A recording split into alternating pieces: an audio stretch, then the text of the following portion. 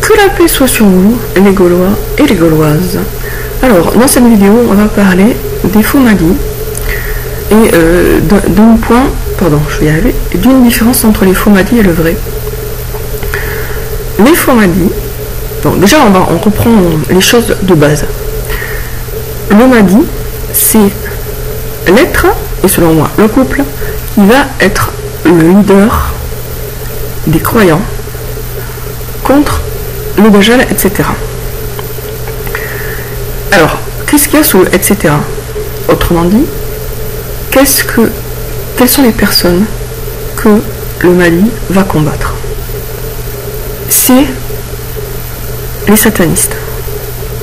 Dans les prophéties du côté chrétien, symboliquement, les satanistes sont désignés par l'expression le dragon, parfois. Donc le grand monarque combat le dragon. Et c'est tout à fait logique comme métaphore, puisque le dragon, c'est depuis toujours, avec le serpent, un animal emblématique du mal. Et concrètement, le mal extrême, le mal qui est à l'origine du reste, c'est le satanisme et les satanistes. Maintenant, si on regarde les différents faux Madis, on leur demande, ou on les laisse expliquer leur doctrine, et on leur demande, mais vous êtes venus finalement pour combattre quoi? Il y en a qui répondent qu'ils ne sont pas venus pour combattre quoi que ce soit. Alors déjà, ceux-là, ils sont éliminés d'office. Ah, s'ils sont le Mahdi, ils sont à la tête des habitants du paradis, des futurs habitants du paradis, mais non, ils n'ont rien à combattre. Ou alors, il y en a qui vont vous dire qu'ils sont venus pour combattre l'erreur. C'est clair, parce que si on combat juste l'erreur, il n'y aura pas de sang. Hein. Ça ne va pas faire trop mal, ça ne va pas faire bobo.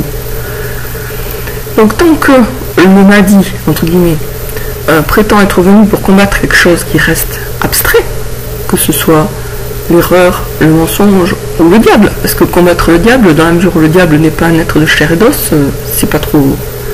ça risque pas non plus de faire trop bobo. Hein. Donc tant que le Mahdi vous explique que son ennemi c'est un truc désincarné, vous pouvez être sûr que vous avez affaire à un faux Mahdi. Le vrai va explicitement, dès le départ, combattre le satanisme et les satanistes.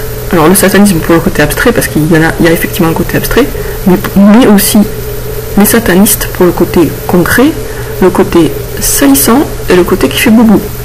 Là où les faux Madis vont vous expliquer que rangez-vous sous leur bannière, vous irez au paradis et vous aurez la victoire sur terre, ne vous en faites pas, vous êtes protégés, il n'y aura pas une jambe cassée, il n'y aura pas un hématome, il n'y aura pas une goutte de sang versée, tout va bien, donc fiction totale. Le vrai Mahdi vous dira suivez-moi, venez sous ma barrière, et il y a des fortes chances que vous mouriez, mais vous irez au paradis. Et ça c'est bien ce qu'ont dit tous les prophètes guerriers depuis le début du monde, c'est-à-dire venez parce que certes il y a de fortes chances que vous mourrez, mais vous allez gagner le paradis. Donc les faux Madis font l'impasse sur le fait que en les soutenant on risque la mort. D'ailleurs on ne risque pas la mort, parce qu'effectivement ce sont juste des suppôts du Dajjal, et promettent le paradis sur terre sans risque et sans danger. Le vrai Mahdi va promettre le paradis après la mort, et sur terre des batailles, et puis bien sûr on essaie d'instaurer un monde meilleur, mais enfin il n'y a pas de garantie qu'on sera là pour le voir se réaliser. Donc les faux Madis sont déconnectés du réel et ils vous déconnectent du réel en vous promettant que l'ennemi est purement métaphysique, que l'ennemi c'est par exemple, comme je disais, l'illusion, le mensonge, le diable, des trucs qui font pas mal, hein, qui risquent pas de vous tuer quoi. Alors que le vrai Mahdi vous préviendra clairement que l'ennemi c'est des gens bien concrets et bien réels. Le satanisme, ça c'est pas concret, mais c'est réel, et surtout les satanistes, ça c'est à la fois concret et physique. Donc, il faut évaluer les Madis, les prétendants au titre de Mahdi, à l'aune du bon sens, et à l'aune des précédentes révélations divines. Se souvenir que le prophète Mohammed n'a jamais promis à l'immortalité à qui que ce soit. Il leur a promis que s'ils se battaient sous sa bannière, sous ses ordres, ils auraient le martyre, donc Dieu les ferait rentrer au paradis. Mais il leur a pas promis plus. Hein. Il les a pas dit écoutez, venez, vous en faites pas, il n'y aura pas de combat. Les Fomadi actuels disent tous plus ou moins ce genre de choses. Il n'y aura pas de combat. Ou ça y est, le combat est déjà gagné, c'est bon, c'est dans la poche, vous inquiétez pas, on a fini, on a gagné. Je pense par exemple à Haroun Yahya. Haroun Yahya de base c'est un croyant très sincère qui a fait des livres extrêmement utiles. Donc je ne suis pas en train de remettre en question son islam. Pour moi c'est quelqu'un qui a fait un travail vraiment magnifique. Cependant, quand on le voit s'exprimer par rapport au Mahdi à la fin du temps, il est d'un optimisme béat complètement risible. Autrement dit, il nous explique que ça y est, il est déjà vaincu. Ah bon? On l'a pas encore vu et il est déjà vaincu. Il nous explique que, en gros, Dajjal, c'est, je sais pas moi, la théorie de l'évolution et que ça y est, elle est par terre. Alors c'est sûr qu'il lui a porté des coups à la théorie de l'évolution, mais elle est pas par terre, et puis le Dajjal, c'est pas une abstraction. Le Dajjal, ça va être, comme le Mahdi, un être concret. Bon, après, le Dajjal, il y a plusieurs interprétations, mais moi, je suis persuadé que le Dajjal aura une dimension tout à fait physique, de la même façon que le Mahdi aura une dimension tout à fait physique. Il faut bien qu'il y ait un leader pour le mal. Hein. Les leaders, c'est pas... Il y en a qui vont dire que le Dajjal, c'est la télévision, mais la télévision, c'est jamais qu'un petit bout de technologie. C'est pas un petit bout de technologie qui peut être à la tête d'un groupe de personnes. Ça marche pas, ça. Même s'il y a des films où on vous explique que les machines peuvent se révolter contre les humains, c'est totalement débile en réalité. À la tête d'un groupe d'êtres humains, c'est forcément un être pensant. Donc, un suppôt de Satan dans un corps physique. Pour faire le tri pour identifier les Fomadi, il faut se demander qu'est-ce qu'ils prétendent combattre. Tant qu'ils prétendent combattre des abstractions, c'est qu'ils veulent rassurer leurs suiveurs et leur faire comprendre qu'il n'y a aucun risque physique pour eux. Autrement dit, soutenir ces Mahdi-là ne va pas vous mettre en danger, et c'est bien le message que les Mahdi eux-mêmes vous font passer. Vous inquiétez pas, je vous protège, et puis de toute façon l'ennemi c'est juste illusion, c'est juste, etc. Voilà. Alors que le vrai Mahdi forcément sera beaucoup plus ancré dans le réel, et vous ancrera vous-même dans le réel en vous rappelant que nous allons tous mourir un jour, et en se battant aux côtés du Mahdi et pour le Mahdi, forcément, eh bien, vous courez ce risque de mourir plus tôt que peut-être d'autres personnes. Il y avait un faux Mahdi du Yémen, sur lequel je m'étais pas mal renseigné, et alors lui, il se fait représenter sur ses photos tenant une mitraillette, donc ça fait très guerrier, mais après, quand on regarde, quand on voit ce qu'il dit, c'est vraiment la guerre des petits oiseaux qu'il propose, quoi. Donc il n'y aura pas une goutte de sang versé, on va triompher par nos idées, et sur internet. Voilà, c'était ça son discours. Et en plus, qu'est-ce qu'il disait d'autre? Eh bien, il prétendait que la Terre est creuse. Tout le monde dit pour lui la Terre était ronde. Donc là déjà, il s'est totalement éliminé pour quelqu'un qui sait que la Terre est plate. Un envoyé de Dieu qui prétend que la Terre est ronde, ça la fout vraiment mal. Donc en fait, le Mahdi se battra et vous encouragera à vous battre contre des personnes bien réelles, des satanistes, et pas contre des abstractions. Je voulais me dire encore autre chose, ça m'a trotté dans la tête tout à l'heure, mais là je crois que ça va. Alors il y a quelqu'un qui m'a dit que si lui aussi il sait qui est le Mahdi. Je lui réponds non, il ne sait pas, parce que même s'il connaît la partie masculine, il ne connaît pas la partie féminine. Le Mahdi c'est en deux parties, donc même ceux qui ont compris qui est la partie masculine n'ont pas compris qui est l'autre partie, l'autre moitié, et en ce sens il n'y a vraiment que moi qui pour l'instant connais l'identité du Mahdi. Je suis venu sur Terre pour faire pas mal de choses, j'en ai fait une partie, il me reste une partie à faire. Je pense que une grande partie, maintenant ça devient clair pour moi, une grande partie de ce que je suis venu faire sur Terre, c'est justement donner cette information. Mais bien sûr, il ne s'agit pas juste de dire en une phrase qui est le Mahdi, parce que ça laisse tout le monde avec des points d'interrogation au-dessus de la tête. La question, c'est vraiment de quelle manière on le prouve, de quelle manière on le démontre. Parce que c'est seulement en arrivant à une certitude absolue que vous allez trouver la motivation, bien sûr, de combattre aux côtés du Mahdi et pour le Mahdi. C'est-à-dire que si vous pensez que c'est peut-être le Mahdi à 80%, vous ne serez pas motivé pour vous battre sous ces ordres. Donc il faut arriver à une conviction à 100%. Et cette conviction, vous allez y arriver comment? Eh bien, dans la mesure où Dieu nous a créé avec un cerveau, qui nous a donné des facultés rationnelles et qui nous a demandé de nous en servir, logiquement, vous arriverez à la conviction à 100% que le Mahdi est bien le Mahdi, parce que vous avez suivi un raisonnement rigoureux qui vous amène à cette conclusion-là. Les certitudes nous viennent soit par la programmation mentale, et ça c'est pas bon, soit par la logique, et ça c'est bon. Il y a encore d'autres manières d'arriver à la certitude, mais fondamentalement et foncièrement, ça revient à on nous a bourré la tête, on nous a martelé le crâne avec une certaine idée, et donc on finit par y croire à force, quoi. Comme quand on se fait bourrer le mou par une publicité qui tourne en boucle, comme on se fait bourrer le mou par le Covid est une pandémie, ça va rien, voilà, ça c'est, on arrive à la conviction parce qu'on a violenté notre esprit en fait. Voilà, c'est une espèce de viol mental. C'est pas de la conviction rationnelle, c'est du harcèlement intellectuel qui débouche sur une conviction artificielle qui n'a pas lieu d'être. Et pour arriver à la certitude que le Mahdi est le Mahdi, bien sûr, puisque c'est un envoyé de Dieu, vous allez y arriver, pas parce qu'on va vous le marteler, pas parce qu'on va le répéter en boucle, il est l'envoyé de Dieu, il est l'envoyé de Dieu, machin l'envoyé de Dieu, machin l'envoyé de Dieu. Non, vous allez y arriver parce que vous serez convaincu rationnellement. Donc ça va demander un effort intellectuel, mais c'est à force de raisonnement que vous arriverez à cette certitude-là. Tout comme moi, moi j'y suis arrivé par beaucoup de raisonnements. Et c'est des raisonnements qui ne sont pas forcément faciles à faire parce qu'ils demandent de rassembler plusieurs fils. C'est des raisonnements relativement complexes, mais c'est accessible. Il faut être motivé, quoi, c'est tout. Donc, vous découvrirez le Mahdi par un processus intellectuel de l'ordre de la prise de conscience qui passera par de nombreux raisonnements. Et donc moi, ma mission sur Terre, entre autres, mais c'est quand même une grande partie de ma mission, c'est justement de vous offrir le chemin intellectuel pour arriver à la conviction. Parce que si c'était pour dire le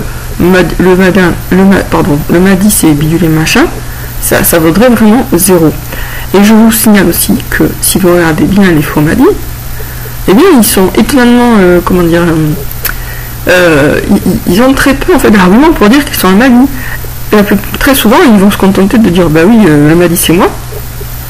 Et puis alors au niveau des preuves c'est light. Souvent ça va être des rêves. Dieu m'a dit dans un rêve ceci, Dieu m'a dit dans un rêve cela. Bon ok.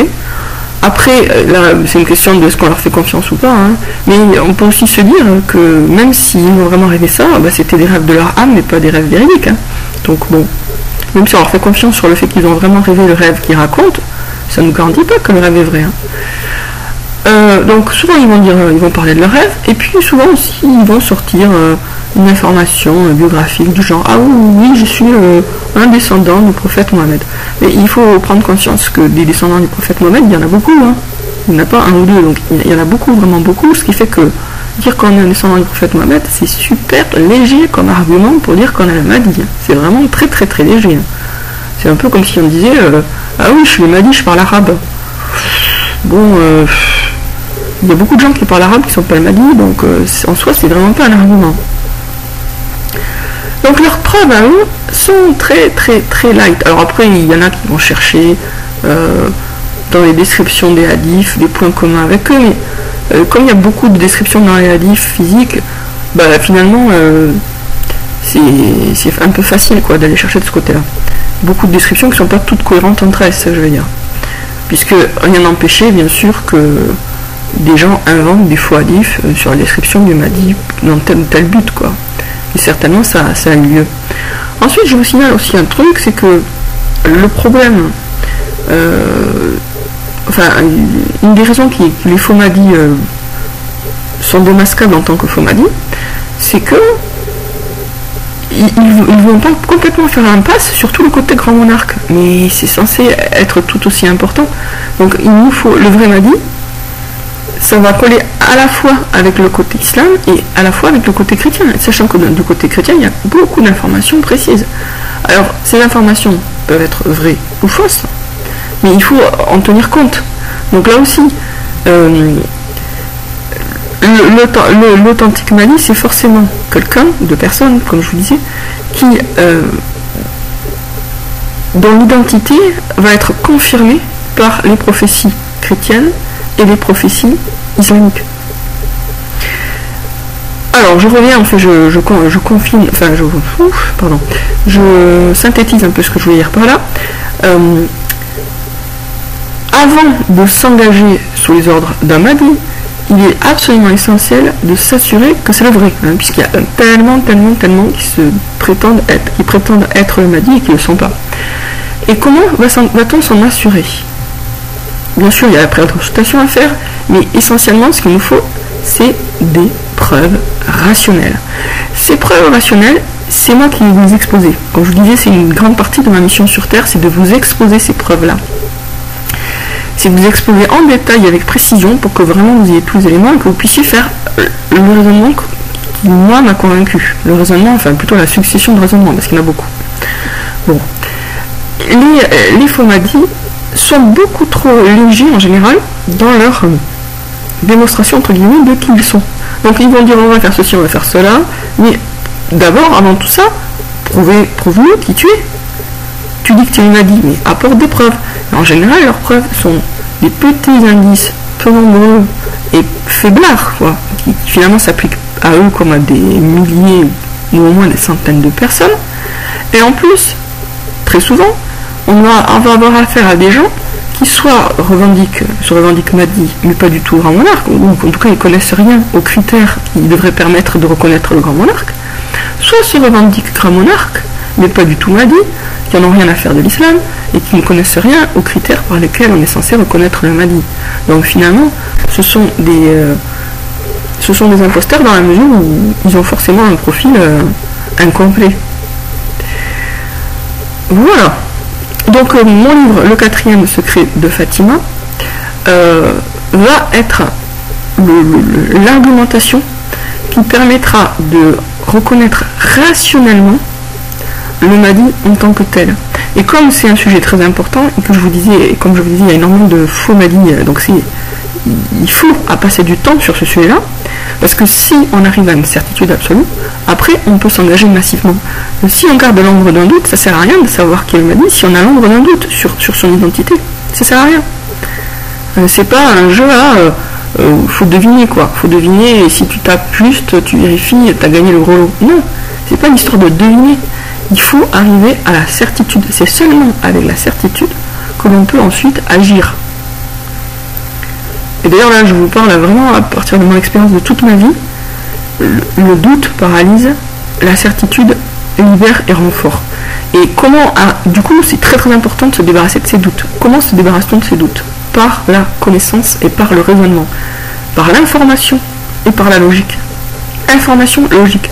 En fait, la connaissance de l'information, c'est un peu comme la matière première qui permet d'utiliser la machine entre guillemets qu'est la logique. Et c'est à force d'information et de raisonnement, je distingue les deux parce que l'information ça va être une espèce de fait brut, hein, alors que le raisonnement c'est un enchaînement de propositions qui permet d'en ressortir une autre. C'est-à-dire on a deux propositions et on arrive à une troisième. L'exemple classique, basique du raisonnement du syllogisme, c'est tous les hommes sont mortels, Socrate est un homme. Donc les deux propositions de base, les deux informations de base, tous les hommes sont mortels, Socrate est un homme. Ça c'est deux informations. Et la conclusion, donc, Socrate est mortel. Donc je reprends. Tous les hommes sont mortels, Socrate est un homme, donc Socrate est mortel. Donc ça, vous voyez, le fait de tirer cette troisième proposition des deux premières, ou autrement dit de tirer cette troisième information des deux premières, c'est ce qu'on appelle un raisonnement. C'est la racine même du raisonnement. Et après, on peut faire des raisonnements extrêmement complexes, mais ça c'est le prototype de base, le plus simple. Et donc on arrive à des certitudes comment? Par l'ajout d'informations, la découverte d'informations, je dis l'ajout, si on considère qu'on est comme un système mentalement, et que donc qu'est-ce qui va modifier ce système?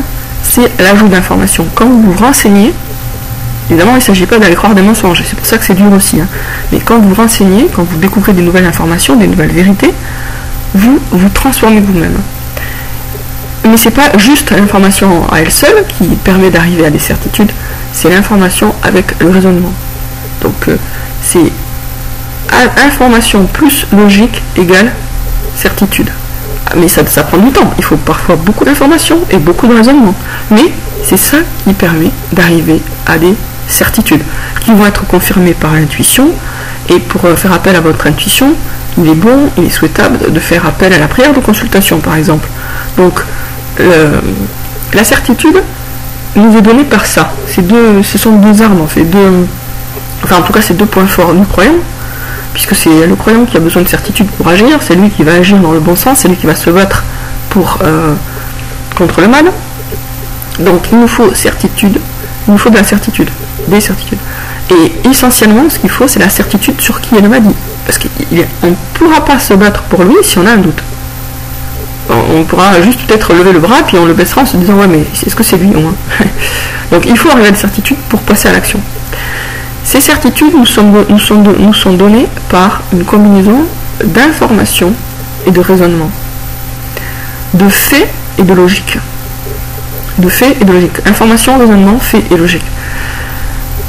Moi, ma mission sur Terre, c'est entre autres, mais quand même principalement, de vous donner la combinaison de faits, d'informations et de logique qui va vous permettre de déterminer avec certitude l'identité de Mahdi et donc, à partir de cette certitude-là, de passer à l'action. Le diable est sans arrêt en train de semer des mensonges parce que ces mensonges créent des doutes et les doutes paralysent. C'est vraiment une réalité. Si vous regardez autour de vous et dans votre vie, vous verrez que les points ou les domaines où vous n'avez pas agi, c'est parce que vous étiez paralysé par des doutes. Vous aviez des questions sans réponse. Et c'est ça qui vous a empêché d'agir, parce que vous ne saviez pas. Et vous saviez que vous ne saviez pas, vous étiez dans le doute. Alors bien sûr, si on a des certitudes fondées sur des mensonges, c'est très dangereux aussi. Hein. Mais partant du principe que là, on fait une opposition entre le doute et la certitude véridique, la certitude fondée sur la vérité, clairement, ce qui va permettre de sortir de l'inertie, c'est la certitude. Et donc, ce qu'il nous faut, c'est arriver à des certitudes. Le quatrième secret de Fatima, ça va être, et quand je dis ça va être, c'est pas une vaine promesse, puisque j'ai déjà écrit 7 volumes, je suis dans le 8e, donc, et chaque volume a la longueur d'un livre normal. Donc le quatrième secret de Fatima, c'est la route intellectuelle, la combinaison d'informations et de raisonnement dont vous avez besoin pour arriver à la certitude quant à qui est qui. Parce que bien sûr que quand vous savez qui est le Mahdi, vous savez aussi automatiquement qu'il n'est pas un Mahdi, puisqu'il n'y en a pas 3000. Le Mahdi est en couple, du coup toutes les autres personnes sont forcément des imposteurs, de bonne ou de mauvaise foi, parce qu'il y a des gens qui peuvent s'imaginer être le Mahdi ou le grand monarque de bonne foi, ils ont des signes, des machins bien, sauf que c'est pas lui, c'est pas eux, même s'il y a des signes. Et peut-être qu'ils seront des soldats du Mahdi, ou peut-être qu'ils seront des ennemis du Mahdi. Mais enfin, c'est pas le Mahdi. Donc quand vous aurez la certitude sur qui est le Mahdi, vous aurez aussi la certitude sur qui n'est pas le Mahdi, ce qui va vous libérer la tête et vous donnera des idées claires. Donc moi, ma mission sur Terre, c'est de vous donner ça. Et comme je vous disais, c'est un vaste sujet, puisqu'il y a déjà 7 livres complets, et il y en aura encore certainement beaucoup d'autres. Donc vous aurez les éléments de ce parcours intellectuel, de cette démarche intellectuelle, et vous inquiétez pas, ça se lit pas non plus comme un problème de maths, hein. C'est très lisible et même agréable à lire. Dieu m'ayant préparé à cette émission en ayant écrit beaucoup de livres auparavant et en ayant amélioré mon style. Donc comme justement l'idée c'est que tout le monde ait une chance de reconnaître le Mahdi, logiquement la personne qui explique qui est le Mahdi l'explique d'une manière vivante, accessible, agréable, plaisante, pour qu'on ne soit pas découragé par un style rébarbatif, bourratif et chiant. Donc moi, j'écris ce livre, ce gros livre, en plusieurs volumes, qui vous offrira, vous montrera, vous guidera dans le chemin intellectuel qui mène jusqu'à non seulement l'identité du Mahdi, mais la certitude quant à son identité. Sur ce, je vous dis à bientôt les Gaulois et les Gauloises pour une prochaine vidéo.